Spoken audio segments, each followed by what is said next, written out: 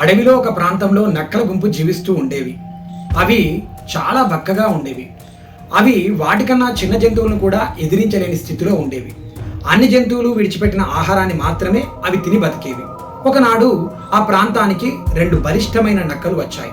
ఆ నక్కల గుంపులోకి తమను కలుపుకుంటే మిగతా జంతువులను ఎదిరించి ఎక్కువ ఆహారాన్ని మీకు ఇస్తాము అని చెప్పాయి.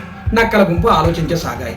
దీంట్లో ఆలోచించడానికి ఏముంది, మేము నక్కలమే, మీరు నక్కలే, మనదంతా ఒకే జాతి అని ఆ 2 నక్కలు వాటిని ఒప్పించసాగాయి.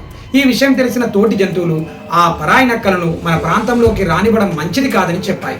కానీ అవి మన జాతే కదా అని ఆ నక్కల గుంపు వాటిని చాటుమాటుగా తమ ప్రాంతానికి రానివ్వడం మొదలుపెట్టాయి. ఆ 2 నక్కలు ఈ నక్కల గుంపుకు అనుకున్న ప్రకారం ఎక్కువ ఆహారాన్ని పెట్టసాగాయి. కొన్ని రోజుల తర్వాత ఆ 2 నక్కలు అనుకున్నాయి, మనం కష్టపడి వాటికి ఆహారం పెట్టడం ఎందుకు, వాటినే లేకుండా చేస్తే ఈ ప్రాంతం అంతా మనదవుతుంది కదా అని అనుకొని ఆ బలిష్టమైన 2 నక్కలు తమ జాతి అని గుడ్డిగా నమ్మి ఆశ్రయం ఇచ్చిన నక్కల గుంపుపై దాడి చేసి చంపేసి ఆ ప్రాంతాన్ని ఆక్రమించాయి. మన వాళ్ళే కదా అని క్రూరులైన పరాయి వాళ్లకు చోటిస్తే మొదటికే మోసం వస్తుంది, ప్రాణానికే ముప్పు వస్తుంది.